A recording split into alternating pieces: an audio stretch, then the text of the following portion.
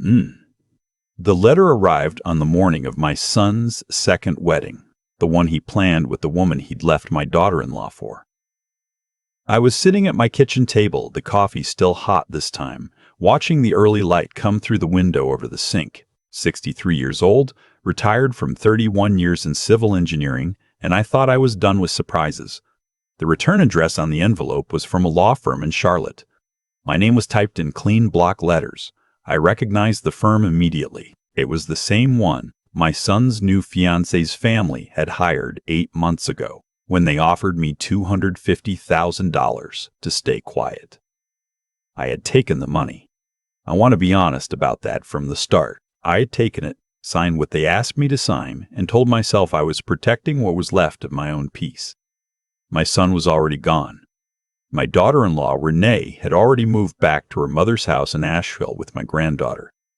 The damage was done, so when a man in a gray suit sat across from me at a restaurant I'd never been to and pushed a folder across the table, I read every page twice, called my own attorney that evening, and 3 weeks later, the money was in an account I hadn't touched since. What the letter told me that morning changed everything I thought I understood about those 8 months. I should tell you who my son is, or who I thought he was. His name is Daniel. He is 41 years old. He grew up in a house where we sat down for dinner together, where I coached his Little League team 2 seasons in a row, even though I had no talent for it, where his mother, God rest her, made sure he understood that your word meant something and that the people who depended on you were not optional. She died when Daniel was 26. Pancreatic cancer, 8 weeks from diagnosis to the end. I think that changed him in ways neither of us ever talked about properly. He married Renee when he was 32. I liked Renee from the first time I met her. She was straightforward, funny in a dry way, the kind of person who remembered what you told her 3 months ago and asked about it later. They had my granddaughter, Lily, 4 years into the marriage. Lily is now 6 years old and has her grandmother's eyes, which still catches me off guard some mornings. About 2 years ago, Daniel told me he had been unhappy for a long time. He didn't say with what, exactly. He said it the way people say it when they've already made the decision and are informing you rather than asking. He was seeing someone. Her name was Vanessa. She was 34, recently divorced herself, and her family owned a regional insurance company with offices in 4 states. Daniel was a project manager at a construction firm.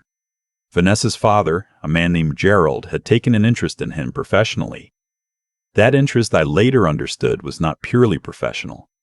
Renee found out the way most people find out. A message she wasn't supposed to see. She called me before she called her own mother, which told me how frightened she was. I drove to their house that night. Daniel wasn't home. I sat with Renee and Lily for 3 hours, and when I left, I felt something shift in my chest that I don't have a good word for. Not anger exactly, something older than anger. The divorce moved faster than I expected. Vanessa's family had resources and, more importantly, they had motivation. I didn't understand the motivation then. I understand it now. Gerald's attorney, the man in the gray suit, approached me 4 months after Daniel filed. He was calm and precise. He explained that Gerald's family had a strong interest in the marriage proceeding smoothly, that any public complications would be unfortunate for everyone, and that they recognized I had a relationship with Renee and Lily that could, if I chose, become a source of difficulty. He did not threaten me directly. He was too careful for that. Instead, he offered $250,000, a confidentiality agreement covering what he called family matters related to the transition. I was not to discuss certain financial arrangements, certain dates, and this is the part I didn't fully understand at the time. I was not to discuss anything I knew about the timing of Vanessa's pregnancy. I remember pausing on that clause. Vanessa was pregnant. Daniel had told me himself 2 months before, his voice carrying something I read as guilt, and now understand was fear. I had assumed the pregnancy was recent. The agreement asked me to confirm I would not discuss the conception timeline or any information related thereto. My attorney flagged it. He said it was unusual language. I told him it was probably just standard overreach, the kind of thing corporate lawyers throw in to cover everything. I signed it. I took the money. I told myself I was protecting Lily's future. that fighting wealthy people in court destroyed everyone around the fight, and I was 63 years old and tired. That is the thing about rationalizations. They feel like wisdom when you're inside them. The letter that arrived on my kitchen table that morning was not from Gerald's attorney. It was from a different firm entirely, smaller, based in Charlotte, a name I didn't recognize. Inside was a single page and a USB drive taped to the back of the envelope. The letter said this: that the sender had information relevant to my confidentiality agreement, that they believed I had signed that agreement under materially incomplete circumstances, and that the contents of the USB drive would explain what those circumstances were. It said I was under no obligation to respond. It said the sender wished me well. It was signed only with initials, RM. I sat with it for a long time. The coffee went cold. Then I got up, found my laptop, and plugged in the drive. There was one file. It was a forensic accounting summary, the kind with headers and footnotes, the kind that someone paid a professional to produce. It documented a series of transfers from an LLC registered in Delaware through 2 intermediary accounts and into a joint account held by Daniel and Vanessa. The transfers had begun 14 months before Daniel filed for divorce. The total was $412,000. The summary included a section on dates. It cross-referenced the financial transfers with a private medical record. How they obtained it, the letter didn't say, showing Vanessa's first prenatal appointment. The date of that appointment was 3 weeks before Daniel told me she was pregnant. It was also 11 months before the divorce was filed. And then I did the math I should have done 8 months ago. The math I realized, paid not to do. Lily's custody arrangement gave Daniel every other weekend and 1 evening per week. It was Renee who had fought for more and been told by her own attorney that the offer was fair, given the circumstances and the resources on the other side. I had watched Renee accept that arrangement with the particular stillness of someone who has already spent everything they had. I called Renee that morning. I hadn't spoken to her in 6 weeks, not because of the agreement, but because every conversation left me feeling like I had failed her in some fundamental way, and I didn't know how to sit with that. She answered on the second ring. I didn't tell her about the letter immediately. I asked how Lily was. I asked how she was doing. She said fine, the way people say fine. Then she asked why I was calling on a Tuesday morning, and I heard the wariness in her voice, the way you get wary when you've learned that phone calls sometimes mean new problems. I told her I needed to ask her something, and I needed her to be honest with me. She said, of course. I asked her if anyone had ever spoken to her about the timing of Vanessa's pregnancy. There was a silence. Then she said yes. Once. Her own attorney had raised it briefly and then dropped it. She had always wondered why. I asked her if she had a good attorney now. She said she had the same one. I told her she needed a different one. I called my own attorney next. I read him the letter. He was quiet for a moment, and then he said, if what you're describing is accurate, the confidentiality agreement you signed may not be enforceable because it was structured to conceal a material fact that was directly relevant to your interests. He said this carefully, the way attorneys say things they are certain about but don't want to overstate. He told me to bring everything in. I drove to his office that afternoon. He spent 90 minutes with the documents. When he came back into the conference room, he set everything on the table and folded his hands and said, Gerald's family appears to have known the child was not Daniel's before the divorce was filed. The payments to Daniel appear to have been structured to give him financial motivation to proceed quickly and quietly. The NDA you signed was, in his opinion, designed partly to prevent you from connecting those facts. I asked him what that meant. He said it meant that a great deal of what had happened in the last 8 months had been managed very carefully by people with significant resources and a strong interest in a particular outcome. He said the question now was what I wanted to do about it. I sat with that question for a long time. Here is what I knew about Gerald. Assembled over 2 years of watching, he was a man who built things by controlling them. His company ran the way his family ran, efficiently, with clear hierarchies, with consequences for deviation. I had met him 3 times. Each time he had been cordial, and each time I had left feeling like I had been assessed and categorized.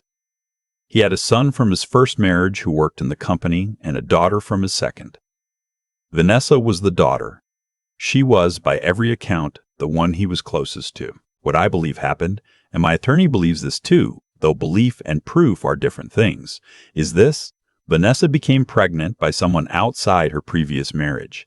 The father of her child was not someone Gerald found acceptable. Gerald found Daniel, who was already drifting, already susceptible, and Gerald's interest in Daniel was never about construction management. It was about solution. A presentable husband, quickly secured for a situation that needed resolution before it became visible. The payments to Daniel were not gifts. They were investment. The NDA I signed was not standard caution. It was architecture. What Gerald had not counted on, what I believe RM had discovered and chose to send to me, was that the original paternity question had not been fully buried. Someone inside that arrangement had kept records. Someone had decided 8 months later that I deserved to know what I had signed away my voice to protect. I want to be clear about something. I was angry. I am still angry, not the hot kind. I am 63 years old, and the hot kind passes faster now. But the steady kind, the kind that sits in your sternum and informs your decisions without controlling them. I was angry at Gerald. But I was also angry at Daniel, and this took me longer to admit, angry at myself. I had taken money to be quiet. I had told myself it was pragmatism, protection, wisdom. But what it actually was, when I stripped the rationalizations away, was that I had let myself be bought out of my granddaughter's life at the exact moment when being present and loud might have changed something. I had let Renee walk into a diminished custody arrangement while I sat on $250,000 I hadn't earned. That is not the kind of man I thought I was. It is, apparently, the kind of man I had become when the right amount of money was placed in front of me at the right moment of exhaustion. I sat with that for 3 days before I did anything else. On the 4th day, I called Daniel. He answered the way he always answers my calls now. With a kind of careful friendliness, the tone of someone managing a relationship they feel guilty about. I asked him if he could come by the house. He said he was busy. The wedding was in 4 days. There was a lot going on. I said I understood, and I said it in a way that communicated I was not asking. He came that evening. He looked the way he had looked for the past year. Slightly too polished, slightly too composed. The look of someone who has been living inside a performance long enough that the performance has started to become the face. I put the accounting summary on the table in front of him. I didn't say anything. I watched him look at it. I watched the composure start to move. He asked where I got it. I said that wasn't the part that mattered. He said it wasn't what it looked like. I asked him what it looked like. He was quiet for a long time. Then he said, Gerald told him the baby was his. Early on, Gerald told him Vanessa had been with someone who wasn't safe, that the family needed this handled, and that if Daniel was willing to step into the situation, there would be support. Financial support, provincial support, the kind of backing that opens doors. Daniel said he had asked for proof. Gerald said the proof was coming, that there was a test being arranged, and in the meantime the arrangement needed to move forward because of timing. The test, as far as I can determine, was never shown to Daniel. He had proceeded on Gerald's word. He had abandoned his marriage, accepted the payments, and is now 4 days away from a wedding to a woman carrying a child that a forensic accounting summary strongly implies he was recruited to claim without ever seeing documentation that the child is his. I asked my son, "Do you know whose child it is?" He looked at the table. He said he had stopped asking that question a long time ago. I did not go to the wedding. I was not invited, and I would not have gone regardless. But I know from Renee, who had retained a new attorney by that point, one recommended by mine, that it proceeded. Vanessa and Daniel were married on a Saturday in April at a venue outside Charlotte. Gerald walked his daughter down the aisle. By all accounts, the flowers were extraordinary. What also proceeded, quietly and without ceremony, was the motion my attorney filed to review the enforceability of my confidentiality agreement, and the motion Renee's new attorney filed to revisit the custody arrangement on the basis of materially changed circumstances. I don't know how those will resolve. Legal processes move slowly and expensively, and the people on the other side have more resources than we do. My attorney is realistic about that. He says we have a legitimate argument, and that legitimate arguments don't always win, but they are worth making. What I know is that I am no longer quiet. Lily came to stay with me last weekend. She is 6, and she is serious in the way 6-year-olds sometimes are, with specific opinions about which cup her juice goes in and a complicated, ongoing story she is telling with her stuffed animals that I am required to remember the details of. I made pancakes Saturday morning. She told me I'd put too many blueberries in and then ate every single one. When I dropped her back at Renee's Sunday afternoon, Renee walked me to my car. She said, "I want you to know that what you did, calling me, changing attorneys, all of it, I know it cost you something." I told her it cost me less than not doing it would have. She nodded. She looked tired in the way that people look when they've been tired for a long time and are starting to locate something on the other side of it. I drove home. I made coffee and I let it get cold because I wasn't paying attention, and then I stood at the sink and poured it out and made a fresh cup and drank it standing up. There is a version of the last 8 months where I took the money and maintained the silence and told myself it wasn't my business, that grown people make their choices and the best thing I could do for everyone was stay out of it. That version exists. I lived inside it for 8 months. The man in that version was comfortable and uninvolved and diminished in a way he couldn't quite see from the inside. I am 63 years old. I coached Little League with no talent. I watched my wife die in 8 weeks. I built things my whole career that had to hold weight or they were worthless. I know what holds and what doesn't. I forwarded the USB drive contents to Renee's attorney, to my own attorney, and after a conversation with my attorney about what the confidentiality agreement did and did not cover, to one other person I will not name here, who I believe will ensure the information does not disappear. Then I deleted the forwarded emails, not because I was hiding anything, but because I was done holding onto it. I felt something release in my chest that had been tight for 8 months. I sat down with my coffee. The morning light came through the window over the sink. I was not done, but I was, for the first time in a long time, exactly where I was supposed to be.